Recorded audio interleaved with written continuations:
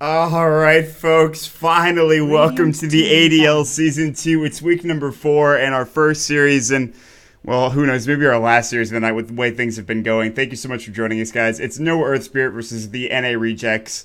Once again, thanks for joining us on the ADL. A couple things I want to say real quick before we get into it. No Earthspirit, they had to get a def loss for Radiant that first team game. ban. Goody, who's under the tag, I'm really sorry. His internet was so slow that the patch took about, I'd say, 2 hours or so to download, and of course that means they will lose the first game, but we'll talk about more stuff in a bit. But as it stands right now, I am Mott. With me tonight is the Dire great Kyle team guy. How ban. you doing, man? Mott, I'm doing great. I'm going to accept Goody's apology for now, I suppose. Him and Radiant his team mouse pick. wheel modem trying to get this patch unreal. How does this kid play the game so well if his internet takes 2 hours to download that? It's crazy, Mott. I don't know. But I'm still excited about the Dire match team because this is a run back to the final of the pre-qualifier to the summit. Yes, that's absolutely right. And for those of you that weren't watching, the YouTube VOD should be done over on youtube.com/highgroundtv. We don't really want to spoil anything, but, well, I guess we might have to as the game goes on here. But as it stands right now, we are going to jump into the game. Reminder that it is 6.81, so a lot of the top bands that we saw in 6.80 are still there. And guess what, Yeah. guys? Wow, look at this. Radiant Nothing. team pick. Wow, is this a new patch? It doesn't feel like it at all. Huh. Yeah, I guess it's the safe Team bet, before you try to take the gamble and doing something you might not be used to and just kind of roll with the punches as it is. Right, And right. if you got a good thing Team going, back. why change it? And man, Nowhere Spirit, immediate rejection of getting the first pick Sand King. And though it's a very good hero. Getting it first pick's unusual, but going against North American Rejects, that's a team that loves their Sand Kings. So Yeah. just quick little deny right there.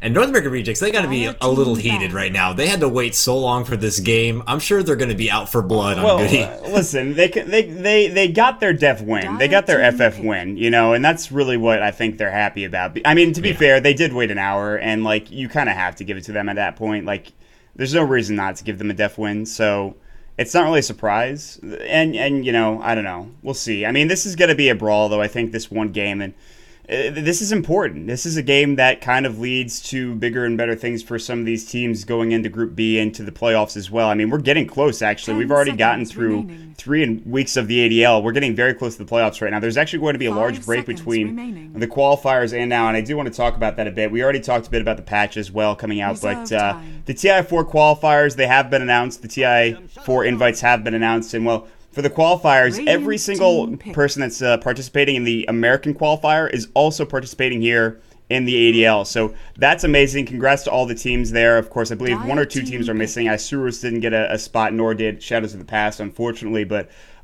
for the qualifying and for the casting, I do want to announce, and I announced it a bit earlier, and I apologize for the humble brag here, but I will be joining the BTS, DC, and D2L guys over in LA to cast that for you. I'll be over there. On May 12th. Congratulations, Mott! Thank you. Oh, Thank you. yeah. That's a big deal, everyone. Give it up. Out of It's my a big system. deal. So I appreciate it, though, man. 10 Thank you. seconds But remaining. that's not all. We've got some more big stuff going our way for High Ground and for the rest of everybody 5 in the next couple weeks. 5 But seconds remaining. I guess back to the game here, and Rasta and DK, and oh my God, does Korok love his DK, Reserve man. I'll tell you time. what. He is also known as Sir Korok. We got to see him play. Was that just yesterday? He It did was, a yes. fantastic. Yeah, Dragon Knight in the first game just cleaned house, no problem. Was denied it the second game in what was a very, very close, epic base race of a game. And now he's going to get it up if he's got a. It's just more of the same. More of the same. You would never know we had a new patch, but I don't even think Dragon Knight really got tweaked much at all. Each of these heroes got little things here and there. I know personally Disruptor got a decrease in the cooldown for Kinetic Field, so that's kind of neat. For example, Dazzle no longer has the benefit of the quick cancel of TPs with his Poison Touch, but speaking of TPs, Mott, there's some sort of murmurs. I don't know if this has been patched yet, but apparently there's a lot of silences that are quickly removing TP Radiant channeling. team pick. Yeah, and that is actually a problem, and we might even see that as we move in here to the game, and I'll be excited, or I guess interested, to see whether or not that actually works or what have you, so that's important. I mean, there are plenty of TP canceling abilities, but when you're kind of all out of those abilities and you need something quickly, you always get a silence going your way, so we'll see. Something like an Orkin might be used, but I don't even know if they're going to get one built in this game. Maybe Static Storm, but then again, who knows about that? You'll probably be in the middle of a team fight. Interesting thing to note, a couple of these heroes, they haven't had anything changed to them. Sand King wasn't touched in that last patch, nor was the DK. Luna's base agility is now a bit lower, so her damage is going to be pretty negligible early on, where this was a hero that was considered very strong early, mid, and late game. Now I think her laning phase is going to suffer a bit. She will lose some damage, like you talked about, though. Lunar Blessing still is there for you to go for that. Bat Rider, his lasso mana, I think, has been increased by quite a bit. Yes, 150 to 225. Yeah, so there's like a couple of different changes here and there for some of these heroes that are like, you'd say like, okay, I guess that's not that bad. Like it's no real, it's like, it's not like anything's, changed too drastically. And I think the biggest change is to Terrorblade, who's not even captain's mode yet. But I mean, solid lineup for both teams here, and it's more the same as we continue on towards this first game. Yep, it's just kind of like we had a good thing going. We don't want to risk, trying out anything new just yet. Might as well just feel stronger with these kind of heroes that we've been rolling the punches with before. Even the bans are all very similar. I mean, Earthspirit got, a few set of nerfs, and he's not even touched. Invoker, I was expecting to still be a prime pickup. I mean, his EMP was just, delayed a bit, but that still means, Quas Exort is just as good as it's ever been and stuff. So this is still a really, really solid hero. And Lycan, his, increased life on Shapeshift is removed, but he can still do everything that a Lycan does best with that heavy micro and pushing ability and everything. So these are going to be still top bans and picks for at least a little while until teams get more time to scrim or boot camp or what have you and try out maybe some new things. Or maybe they'll reserve it until it gets to the big show like TI when they unveil their wild cards and really put teams off. Yeah, I mean, I think for some of the qualifying teams, they'll have to kind of throw out some crazy strategies if they're in dire straits. But apparently you're not heard in-game right now, so you might need to turn your in-game microphone on. Okay, excellent. Just making sure. I know you were looking at chat just as well as I was, so I'm glad that you turned that on now so that our lovely in-game viewers can, of course, hear your beautiful voice. Of course, it's $3.99 for the Dota ticket, and with all of the action leading up to the TI4 American qualifiers, you guys should definitely purchase a ticket because these are the teams you're going to be seeing, which, by the way, pretty sure TI4, that'll be free to watch in-game, so you'll be able to watch all your favorite teams, whether it's No Earthspirit, whether it's any Rejects, Sna, Osiris. There's a lot of strong teams. No Earthspirit, they go for the classic Mirana. No surprise there. The only thing that was changed with her is the arrow, I believe, vision, which is not that great in terms of changes, but still very strong hero. Her scouting has been removed a little bit, but all in all, Mott, still a gorgeous, resplendent queen. My fedora tipping at you, my lady.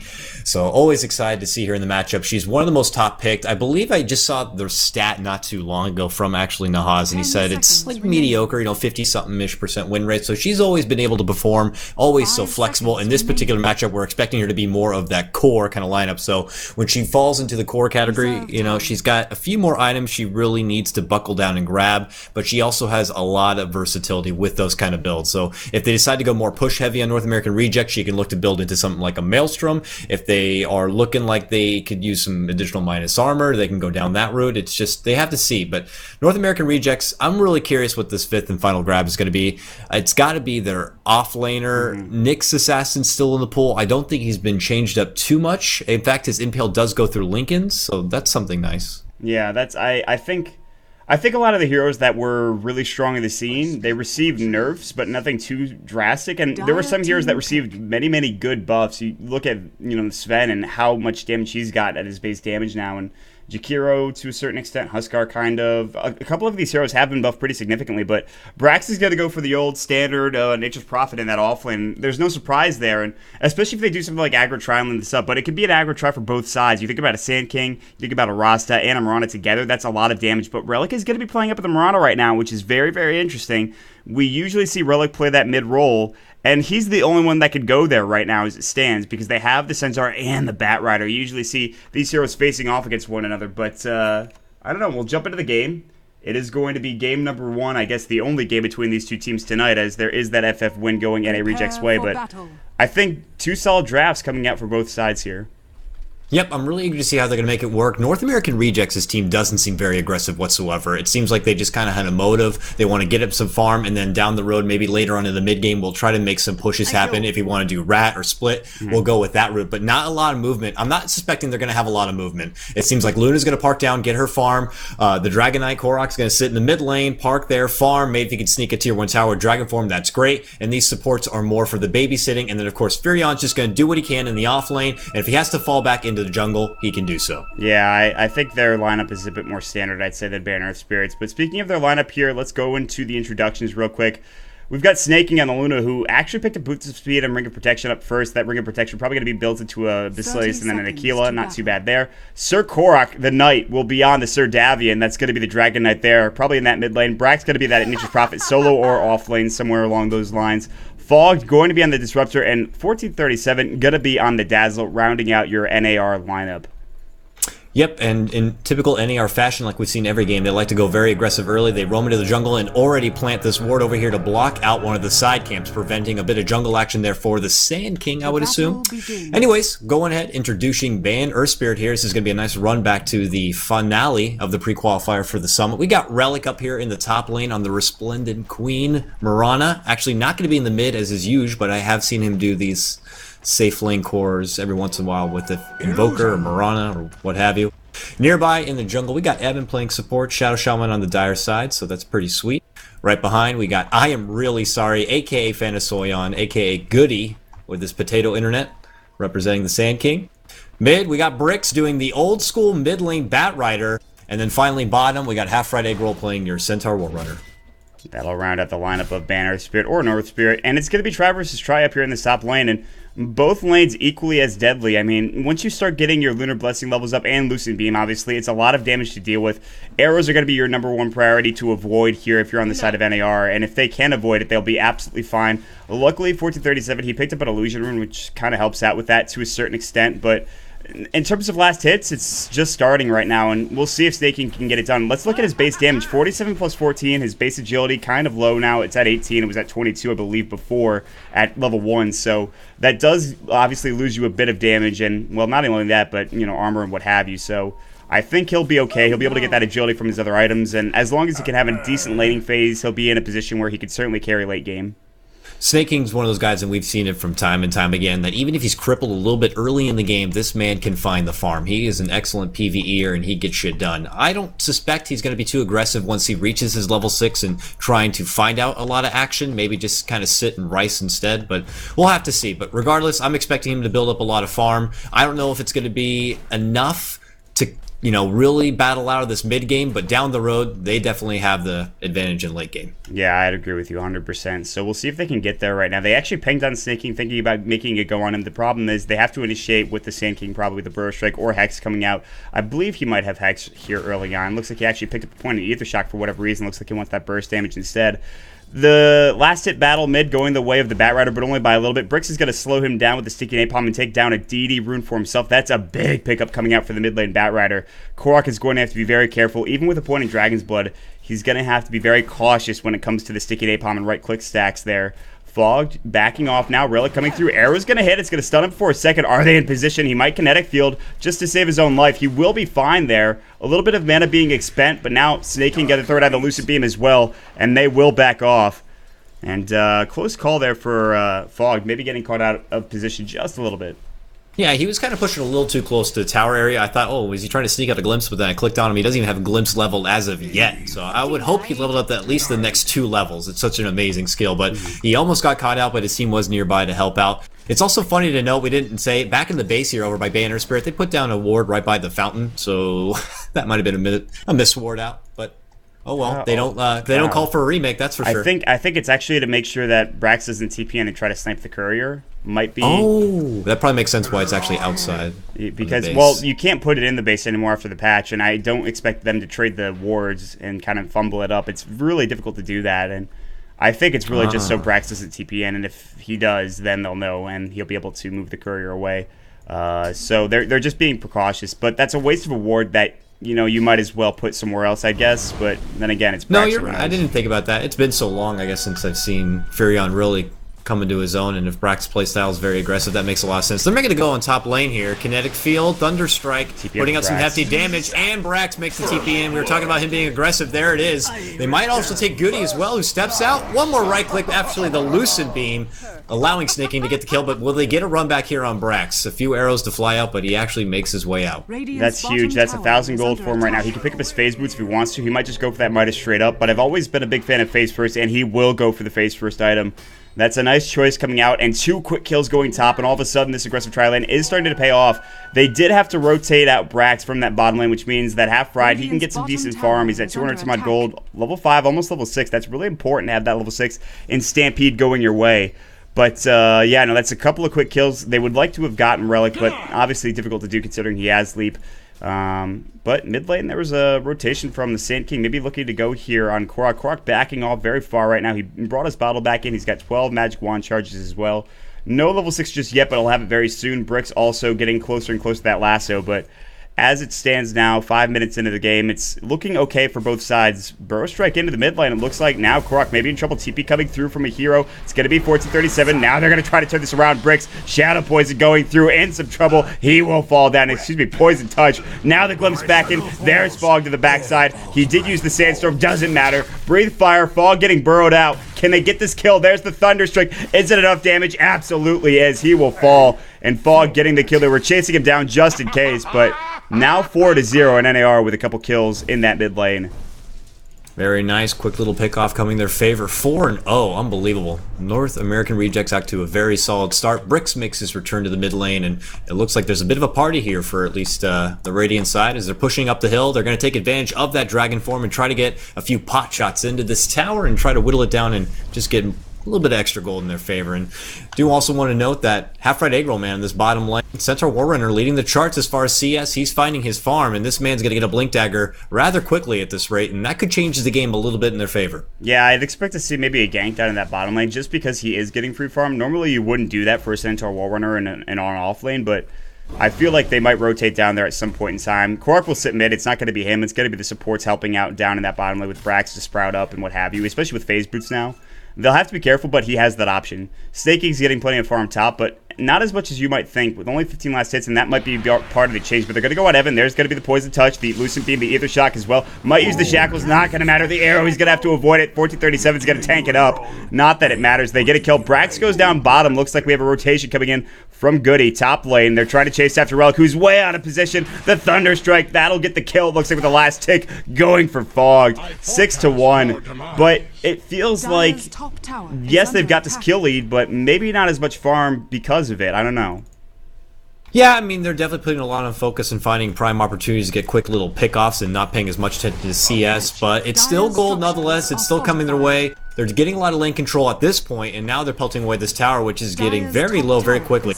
Meanwhile, mid lane, they're making it go on Brax. Dragon Tail to fly out. Bricks, can he fly away from this one? Going back and forth. There's the flame break, but it's... Ooh, Centaur ultimate will not be enough. Quickly taken down by Burrow Strike to come back in on Korok. Korok in Dragon form should be able to fly away from this one, and does. Now looking to run back, it's Brax, diverting their attention, and only one takedown in the end, but still going in the favor of North American Rejects. Yeah, and Korok with a haste rune, even with the Burrow Strike, they needed that TP from the Centaur a bit earlier. That's a really big pickup for Korok there. They're really shutting down this Bat Rider, making sure he can't get that top dagger. Lane. Oh, Fog got caught out very easily with a shackle. Tried a kinetic field, and then Relic right there just made it also easy. Yeah, so nice little kill going the way of Banner Earthspirit. That's their second of the game, and certainly something they needed, but you actually saw Brax when he TP'd into that mid lane. He sprouted up the Centaur where he was TPing, but it was just a bit too late there because obviously TPs will break down trees, and he sprouted a little too early. So if he had waited maybe half a second later, they probably sprout that Centaur up and maybe make it a bit safer. Obviously, it doesn't really matter. He does have a quelling bait. Yeah, that's true as well. So he would have quickly knocked it down, but he would have to think about it. So it's still an extra moment for him to think about it. Oh, I got to put it up. So, oh well, we never know. Yeah, and well, there's a DD rune here now, and it looks like Korok should grab this here, and that'll help out. He doesn't need a Battle Crow. Oh, TPing behind this courier might go down. Brax, he's looking for it. He's hunting. He needs 3 hits, and he's only going to get 2. Nice try there, and we were talking about it, man. That ward was in the base here to make sure that Brax couldn't pick off a courier, but unfortunately, you know, he will not pick up that courier kill there, and he's actually making some transitive push, maybe coming bottom now, and we don't see this too often from Korok, but he's rotating out of mid, and it looks like he wants to put pressure on this tier 1 tower bottom. Yep, he should be able to do it here. They have plenty of armed forces. The rotation to come from Korok. Dragon's form is available in 6 seconds, and I wouldn't be surprised if he's going to pull it out right here and just kind of secure the tower kill and maybe look to make a tier 2 as well, as he has a DD. Big damage, Breath of Fire, clearing it out. They might be able to get 2 towers if they keep this ball rolling. Yeah, there's a smoke up as well, and this could be really bad for Ban Earthspirit. They might know that DD is up on Cork, but they've got to be careful. Here we go. Sandstorm's going to fly Fog. The Central Ward is up for Airstrike. Now Moonlight Shadow as well. Fog's going to get obliterated. There's the lasso. Korok getting shackled up. They're really controlling this fight. Theban getting arrowed as well. He has Grave. Can he stay alive long enough? No, this stomp. What a chain stud coming out. The Lucent Beam, not enough. Dazzle will buy back. Korok wants this kill desperately. Will he get it? Looks like yes, but just barely. The buyback from Theban, not necessary, but still some nice kills going the way of Ban Earthspirit. And oh man, that chain stun coming out on Theban was great. That's just nice team synergy and experience at play, just being able to time it out appropriately and not allow him to get off the grave. So nice little pick off for them. It's 2-for-1 supports in the end, plus you're making Theban go with the buyback. They really want to get this tier 2. They're looking to catch back, and wow, Shadow Shaman quickly caught out Brax, my man. He is very aggressive on this Furion, and now I'm not surprised why they put that ward down by the fountain. This must be a known thing that he likes to play very aggressive. I've seen Brax do this before, sometimes on the Furion. It's no real surprise that he's going this hard, and well, that helps because honestly, it kind of alleviates any sort of concerns you have about snaking farming in the early stages of the game. He only has 23 CS, but his drum pretty much already done right now, which is actually a huge impact item coming out for snaking. Now they'll look to rotate mid. They're actually 5-manning very early on here. They're not really concerned about snaking's farm, but oh, arrow's gonna fly. It's gonna hit up as well. Snaking not gonna get a chance for that eclipse. That was just nice ward placement. He ran right up the hill, and well, because of this, he dies. So, easy pickup there. And I don't know if they keep pushing this tower. I'm not sure. I mean, really, if you just look at all of Ban Earthspirit's team, it is just so much CC, so much lockdown, so much disable. It's absolutely absurd. If you get caught out in the wrong kind of a fight and Ban Earthspirit has the numbers, they're going to shut you down. It's going to take a lot. They're actually making a run in now. They're going to go for Fog, quick burst, rip apart. Nice. Grave at the last second helps him out. Can he throw down the Static Storm and help out? Yes, he can. Rips apart the Shadow Shaman, and Fog will live. Nice glimpse back as well. Relic will be able to leap away, however. Thunderstrike will spot him out. They're thinking about making a run in. I don't know if there's a TP to come from, possibly. Nope, it's on down, and Brax will step back. So, yeah, all in all that for one little support, and Fog, man, with the help of Theban, does get away. Yeah, that was a really nice grave coming up for 1437. Something we didn't see a whole lot last night, but this game he's absolutely going hard here, and that's what they need.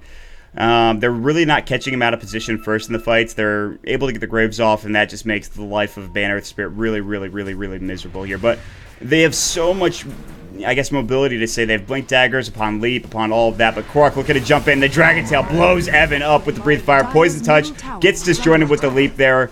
Brix doesn't want to get caught out, or excuse me, Relic rather. Shadow Wave's going to come through. They want this tower. Look at the 5-man Dota they're playing. Moonlight Shadow, lasso up on Korok now. Lothar's is down. Nice sprout up to stop the sort of aggression. Arrow on Thief, but he's done. The Eclipse flying through. Korok about to fall, and will. They get the glimpse back and also the kill on the Marana, however. They want this tower as well, but they might stay a bit too long here. They'll make the trance now, looking for Burrow Strike as Goody, but not able to find it. He'll back off, half ride, getting low, kind of, but still, they will defend the tier 2. Even with the Eclipse, it's not enough damage for them to take the fight. Relatively decent fight there. Ban Earthspirit looked to defend as hard as possible, but the tower is very, very weak by this point, and now looking to push out. They place down a little bit of a ward to get some vision back, a little bit of control in their favor. They're losing a lot of towers quickly. They don't want to get choked up in the base too early here, and they just need to find their respective farm. I mean, we got Goody here who's trying to get this Blink Dagger, trying to be a big factor with that epicenter. That could definitely be a game changer. We'll have to see if it comes to that.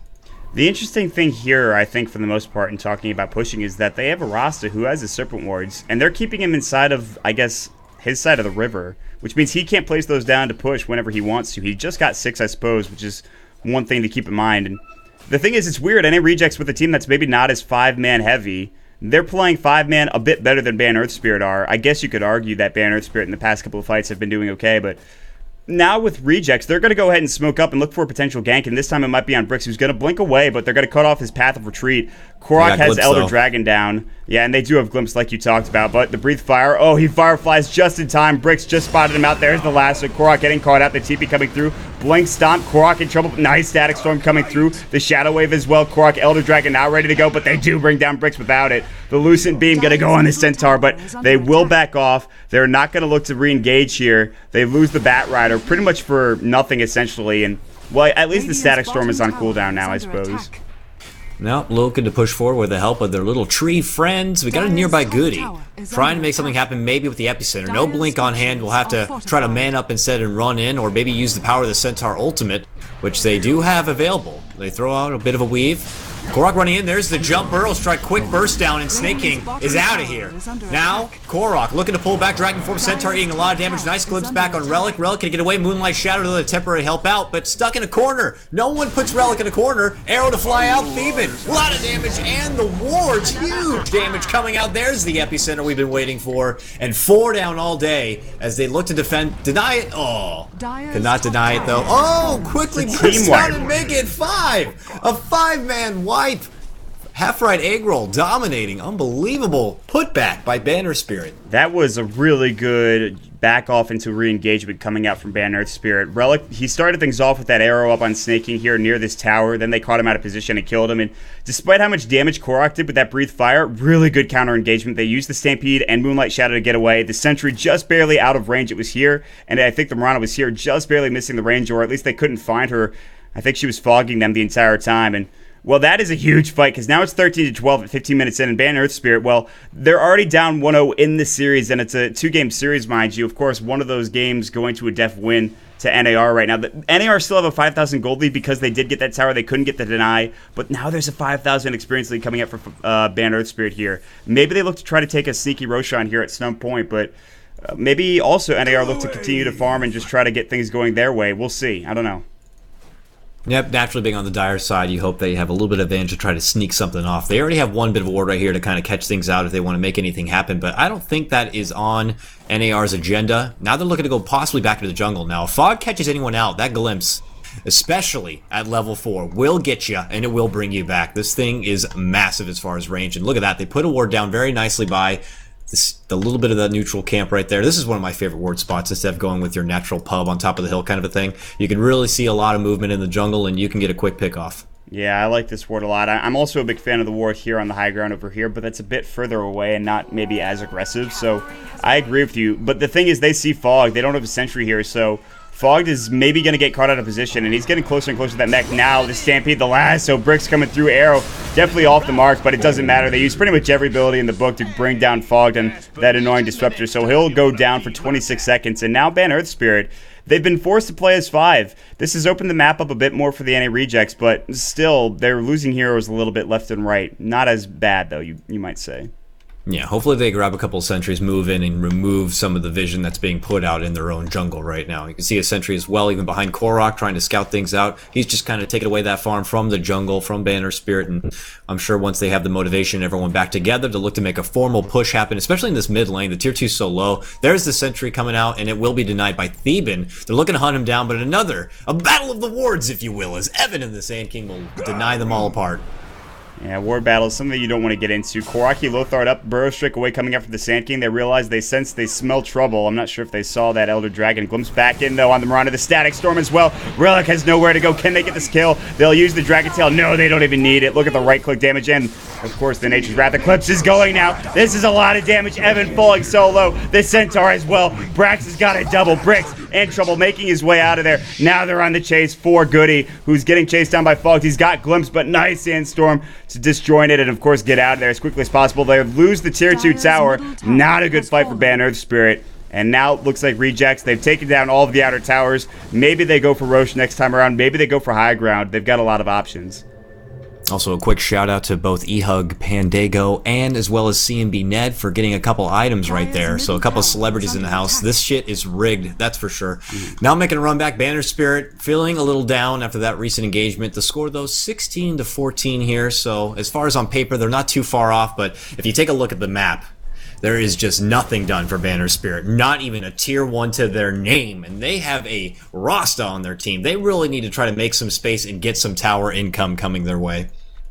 Yeah, a lot of that gold that is stored up there is really going to be helpful for Banner to get back in the game. We talked about Mirana and how she can be played. You can play her as this late game carry, but it takes a long time to get up and ready to go. You need phaser treads into drum, into another item right after that, whether it's a Maelstrom and a Mjolnir, or say a Desolator, into a Yasha, into a Manta. There's so many items you need to get to be very effective in this game, and right now, Relic really doesn't have that. The thing is, he has a kit to work with. He has his arrow, he's got his Starstorm, and a good Moonlight Shadow might catch NAR with their pants down and get a couple of kills. So it really comes down to kind of sitting back farming and, well, smoke ganks as well, and that's exactly what Ban Earth are going to do. They're going to look to maybe try to engage on somebody here mid, or they're going to head to the jungle first in this bottom area, and there's no real wards coming out. There's no real vision for either side, and nobody's there for NAR, not yet anyway.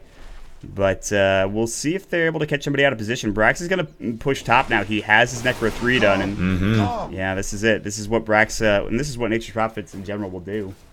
He's got the good book, the Rat Diaries, trying to make something happen in the top lane, and if he gets the room to work with, he'll wheel himself right into the base with the help of the book and rip apart everything in sight right before you know it. So, but Earthspirit finally looking to get their own tier 1 here. Bottom lane, small victory in their own right, but they got to quickly TP back to the bases. It's being threatened. It looks like North American Rejects are knocking at the front door, looking to move on through on Evan. Poor little Evan ripped apart immediately. I don't even know if this man has buyback.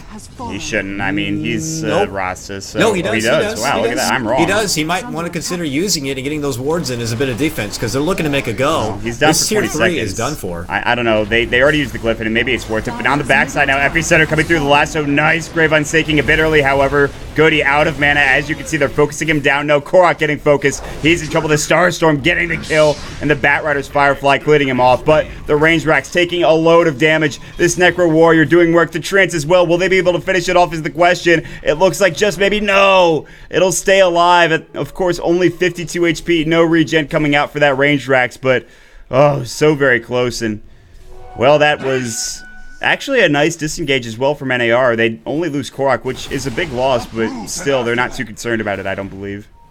I would pretty much consider that Rex down. I would imagine that Brax, he's already lingering nearby in the jungle if he doesn't try to like scoot himself towards the mid and maybe just bull rush his book in there and just kind of finish it off for him. So that's always an option. We'll see if they fall back on that.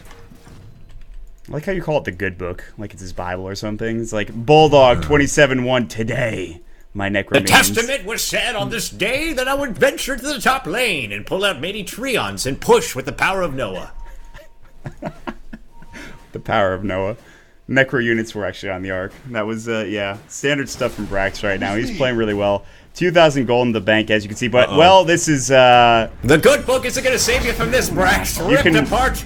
You can pray all you want. You can pray and praise all you want. Hallelujah, what have you. But that's not going to save you from the likes of the Demon Squad, of the Centaur War Runner, and what have you. The Batrider as well. The Devils in their fire. The Sand King. Lord of the Desert. Who knows?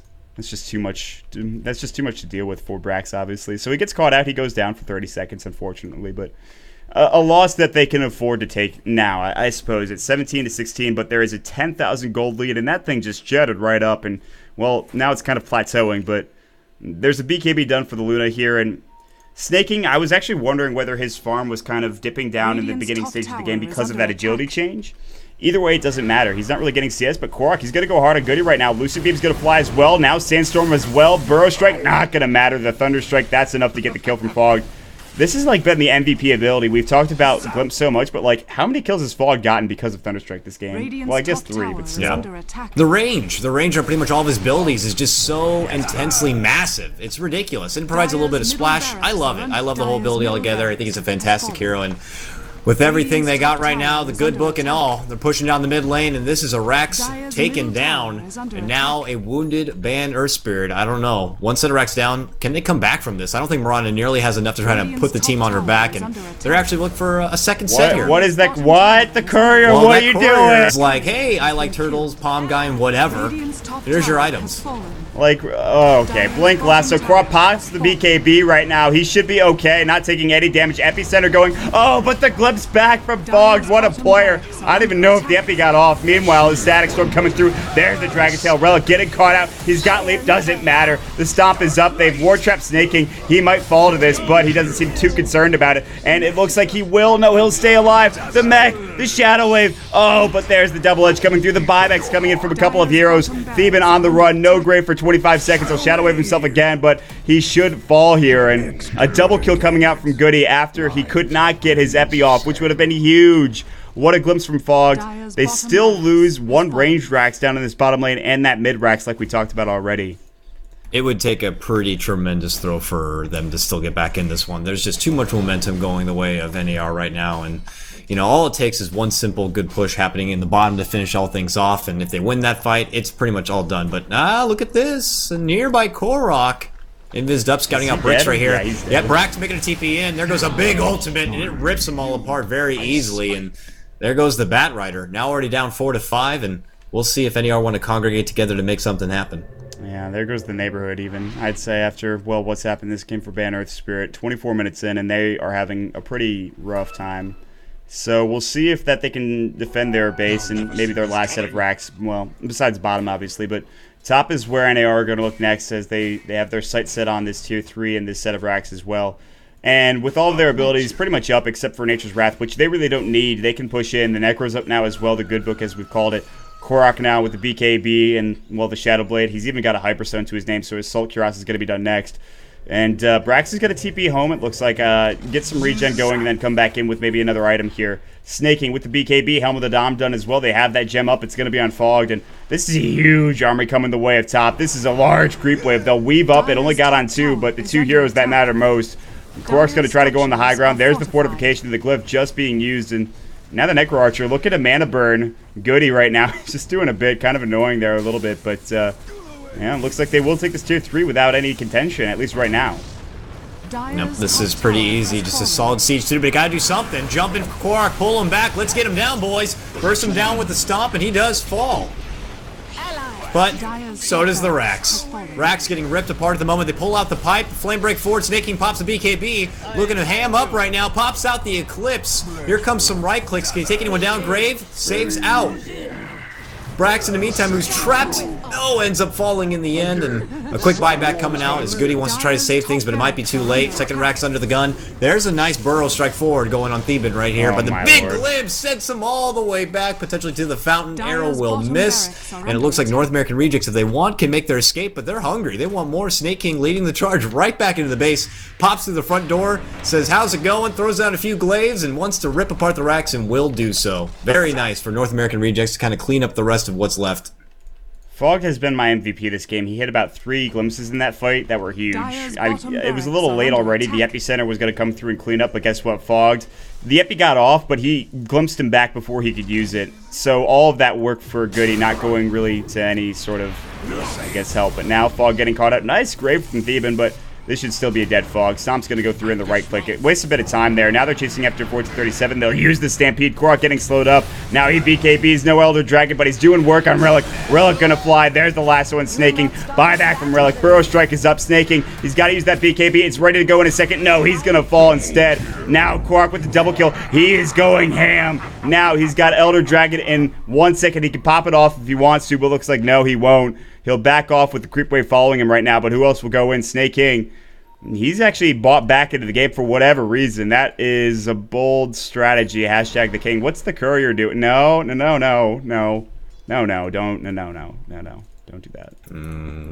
Bit of interesting setup happening here. No Eclipse to work with, but wants to be a bit of a sneaky snake, I guess, and snake his way right down to the bottom, lingering forward. He's hungry. He wants a Rax. Can he find the opportunity to sneak in and make it happen? Needs a bit of a backup. Theban's here, but he's got nothing to work with. Pretty much next to nothing health and mana to his name. But they're waiting eagerly. Moonlight Shadows dropped. I heard it, right? Yeah, they did, but they're kind of just defensively hanging out in the base, and Brax is being a pain in the ass in the top lane. Uh-oh, Relic sitting right next to Fog. No gem up. They did take it down, so now Relic going to jump in. Starstorm, Static Storm. Grave is up on 13, 14, 37. Relic getting caught out. That was a bold play, one that you didn't need to make, and he's down for a while with no buyback. Half-Ride getting caught out. He's trying to run. No way he can get out. Glimpse as well.